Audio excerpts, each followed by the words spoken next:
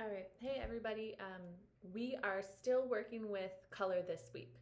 So last week we talked about primary and secondary colors. This week we're going to work on warm and cool colors. And just to remind everybody, looking at our color wheel, warm colors are those ones that are red, violet, red orange, bright orange, kind of a light orange. Anything on this side of our color wheel, those are our warm colors. Our cool colors happen on this side. So our kind of yellowy green, turquoise, blues, bluish purple, those are our cool colors. If you can't remember, one clue we talked about in class was the hot water on our faucet at home. If you turn the red handle, you get the warm water. If you turn the blue handle, you get the cool water. So that can help you remember warm, purples, reds, oranges, cool, greens, blues, turquoise, that kind of thing, okay? First, here's all the materials you're gonna need for this project.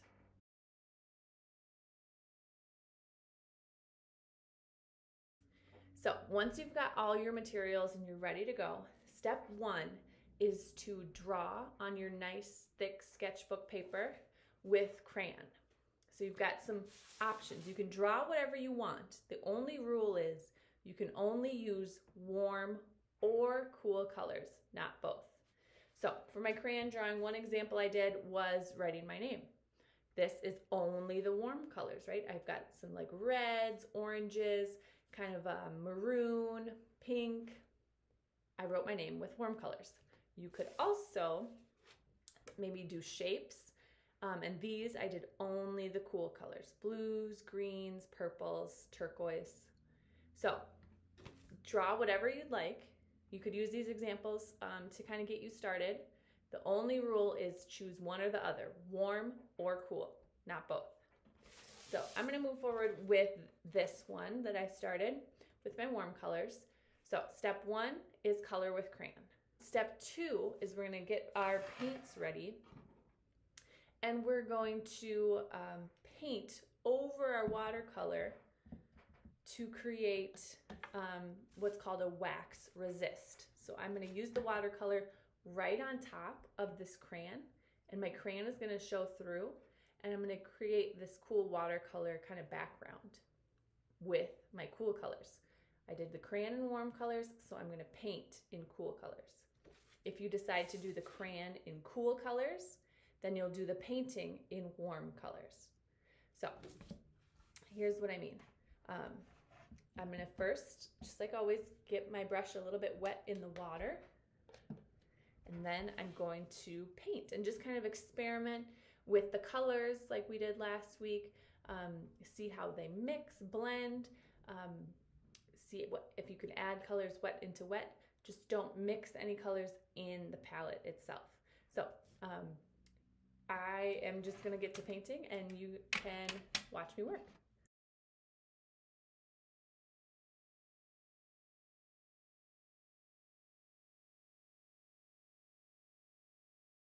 All right, so now that I'm done, I did the crayon drawing, then I covered it with watercolor. Now it's time to clean up. So I'm gonna put all my crayons back in the case.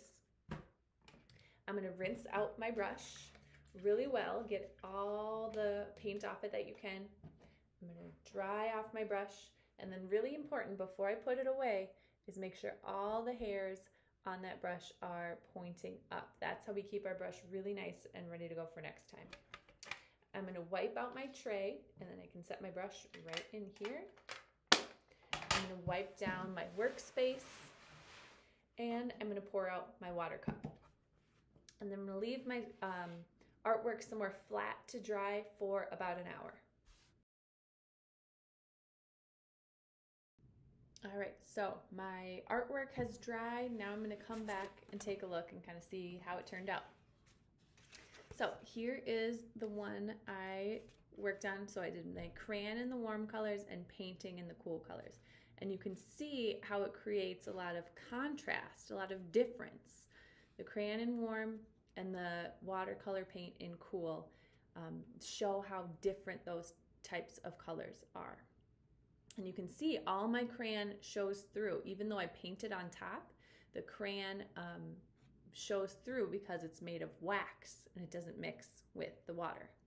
I also finished the cool color one just so you can see that I did the crayon with cool colors and then my painting with warm colors, kind of oranges, a little bit of yellow, pink. So yours might look something like this, or it could look totally different. It's all up to you and what you want to create. So hopefully this was fun, and I will see you in class next week.